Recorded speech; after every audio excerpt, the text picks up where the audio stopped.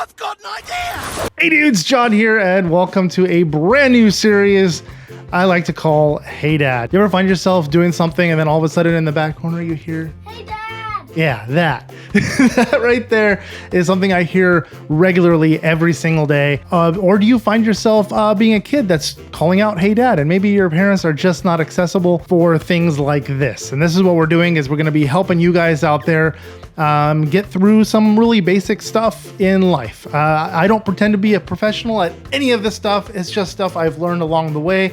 And hopefully I can pass some of that knowledge on to you guys and maybe some entertainment at the same time. This doesn't just fall for kids as well. This falls for adults that may just not know how to do something or just need a refresher or reminder on how to do a basic task. Today we're going to be getting into something as simple as fixing a good old bike tire. Something a lot of people are doing these days is riding bikes because there's not a whole lot open, and bikes are kind of our fallback. So I'm going to go through the effort of fixing my son's front wheel on his bike, which just blew out a tire the other day, and they are sitting right back over here and watching and learning all at the same time. So yeah, there we go. Let's go ahead and dive right into it.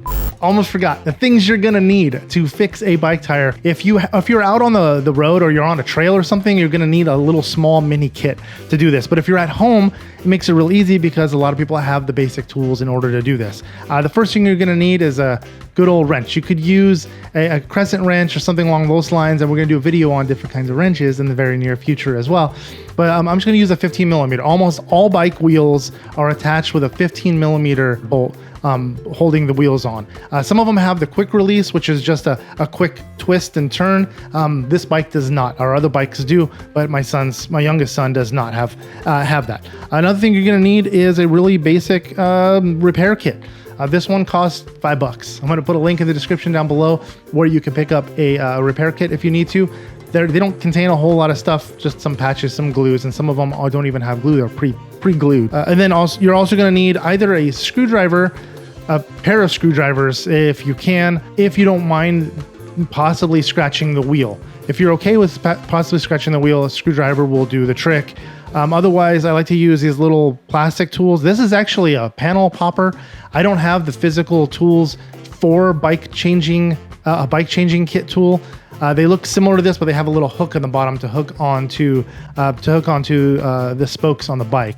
I'll put a link in the description as well. I'll put a picture right over here what those things look like as well. I'll put a link in the description where you can pick those up just to have around the house if you need to. They're fairly inexpensive. I just don't happen to need them or use them very often. So I'm going to use this guy and a screwdriver. You're also going to need some kind of pump. This one happens to be electronic, battery operated.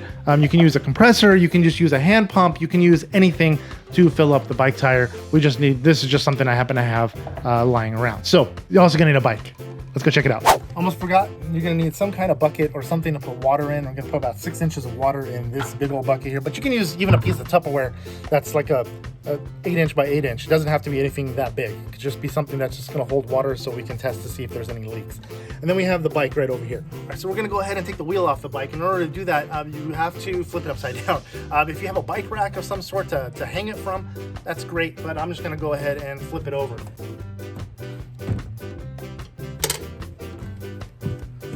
If this were a more expensive bike, I would put some kind of block underneath the handlebars so the shifters don't get damaged from the ground. This is a lot older of a bike. I don't mind that much, but let's go ahead and remove this wheel. It shouldn't be on very tight. You never need to crank these on. The tire is already flat, obviously. It's gonna make it really easy to get past this brake here at the bottom. If it's not deflated, if it leaks over time, you're gonna wanna let the air out of the tire through the valve stem here. But it's already deflated here. I'm gonna pinch the tire at the bottom so I can get it past the brakes. And there we go. If the bike happens to have disc brakes, it should just slide right off and it shouldn't be a problem at all. If this is a rear tire, you're gonna have to remove the chain off of the rear cassette.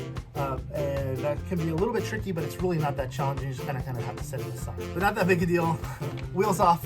Let's go fix the tire. And we got to get the tire off of this rim here. The rim is the metal part. The wheel is the whole entire thing. And the tire is, well, the rubber part.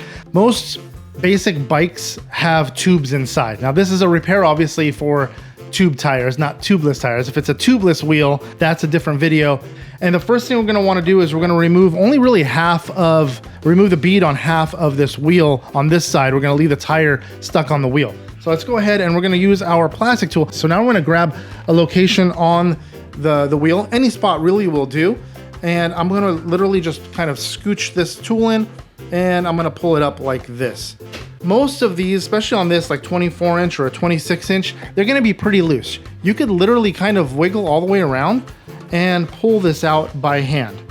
If you can't, for any particular reason, you would leave this tool in this side right here and you would take a secondary tool like this screwdriver and basically go through and you're going to remove it little by little. But you can hear it, being a screwdriver, you can hear it scraping the wheel a little bit. That's gonna scratch a little, but like I said, this is an older bike, so I don't mind so much. At the same time, this is coming off fairly easy, so I'm gonna literally just rotate it. I did set it up on these two little blocks over here, so it's off my table and not damaging the table. You do wanna do this somewhere where it's gonna be, where dirt is okay. Obviously, you don't wanna do it on your dining room table.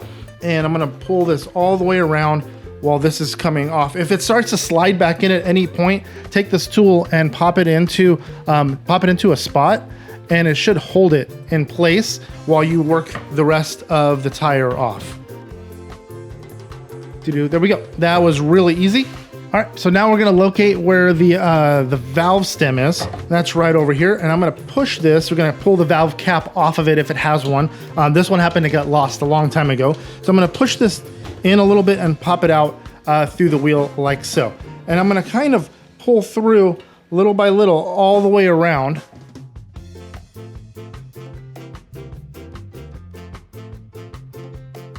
Let's go check for some leaks. Let's go put some water in that bucket I showed you guys earlier. So now I'm gonna put some air in this inner tube really quick to check for where the leak might be, and it's gonna need a little bit of pressure in order to find that out.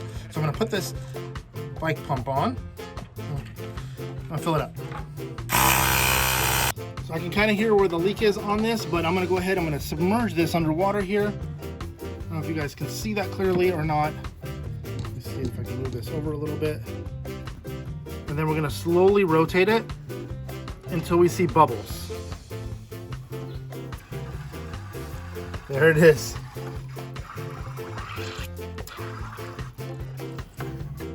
I am gonna mark the location of this leak with this Sharpie just so I can see it, because it's gonna be hard to see once we take it inside. And I know I can barely see this as well, but it's better than nothing. If I had a paint marker, it would probably be better than that, but it should do the trick. Now we figured out where the leak is on the inner tube. Let's go ahead and fix it. We're gonna grab this patch kit right here, and what's inside this patch kit is actually, like I said, really, really small. There should be either some kind of little metal rasp in there or a little piece of sandpaper. This one came with a piece of sandpaper. Instructions, which you're not gonna need because I'm showing you how to do it. A little bit of this vulcanized glue, and some patches. Or your kit may only come with just the sandpaper and the patches, depending on if they're self-adhesive. These are not self-adhesive, they do require the glue to do it. You're gonna want a little bit of ventilation. I do have the doors open right here, so it shouldn't be a problem. I'm gonna grab one of these patches. The hole is really small, so a small patch should do the trick. And I'm gonna grab the sandpaper and I'm gonna scuff up the area I'm going to glue. I just scuffed it up. I didn't like remove a ton of rubber or anything like that. I just made it so the glue and the patch have something to adhere to. And we're gonna take our vulcanized glue and we're gonna make a spot slightly bigger than the patch. So the patch kind of goes over the entire area and sticks on all the edges. And then I'm gonna remove the patch from its little metal backing, and it's on this little clear piece of plastic. This will come off later on. Right now you can just leave it on kind of like a Band-Aid. We're gonna go ahead and take the patch and smash it on there. You do wanna give it a little bit of pressure. Just use the manufacturer's suggested time for dry time. This one is 5 minutes, so we'll hang around for 5 minutes while this dries. 5 minutes later. Well, that was boring. Let's take this and fill it up with more air. All right, we put more air in it. That's the area of the leak. Let's go ahead and submerge that. Perfect, nothing. No leaks, no bubbles, no nothing. I can turn it kind of like this so you guys can see this side of it. Really shouldn't bend it this way, but I'm gonna show you anyway. No bubbles. It's kind of hard to see in the video, but there's 0 bubbles, and you can't hear any hissing. That was my phone. My phone just fell. Dumb. All right, let's go ahead. We're gonna put the inner tube back in the wheel, but first we're gonna let the air out of the inner tube. You can use a screwdriver or the end of a whatever pen or whatever you got. I'm just going to use the end of this wrench. I'm going to let all the air out of this tube. Doesn't have to be completely empty, but enough to get it back in the tire. Got our wheel back up here. I'm going to locate the hole for the inner tube's valve, and we're going to lay the inner tube in the proper direction that it's going to go into the wheel. Kind of like set it on top like this, and I'm going to turn it until the valve is even with the valve hole on the wheel. And the first thing I'm going to do is I'm going to tuck in this part right here, and I'm going to pull the valve stem through the hole. Do this kind of carefully so you don't pinch the inner tube and damage it any further. If you do have a valve stem cap for this, I would recommend putting it on right now, just so that way it doesn't pop back off. I don't happen to have one, so it's just going to be what it's going to be. Another thing you don't want to do is make sure the inner tube doesn't twist as you put it back in. Make sure it's laying nice and flat, and you put it in kind of as it lays. So you're going to lift the tire up and just tuck it back in between the tire and the rim. And I don't have any kinks or anything, twists or anything anywhere. And I can go ahead and try to put the wheel back on by hand, or you can use the tools again. I am going to put the tool in the one spot so that way it doesn't keep popping out. And I'm going to slowly rotate and pinch the tire back into the wheel while this holds the spot. Otherwise it's going to keep popping out and following me all the way around. It should go on fairly easily, but if it is tight, you're going to want to use that second screwdriver or second tool, whatever you ended up using to begin with.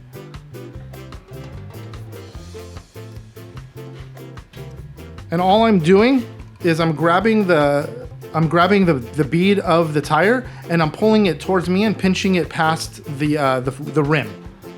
Now towards the end, it can be really, really tight. You may want to use the other tool, but this wheel and tire seem to go together really easily. And voila, just like that, we have our inner tube back in our wheel.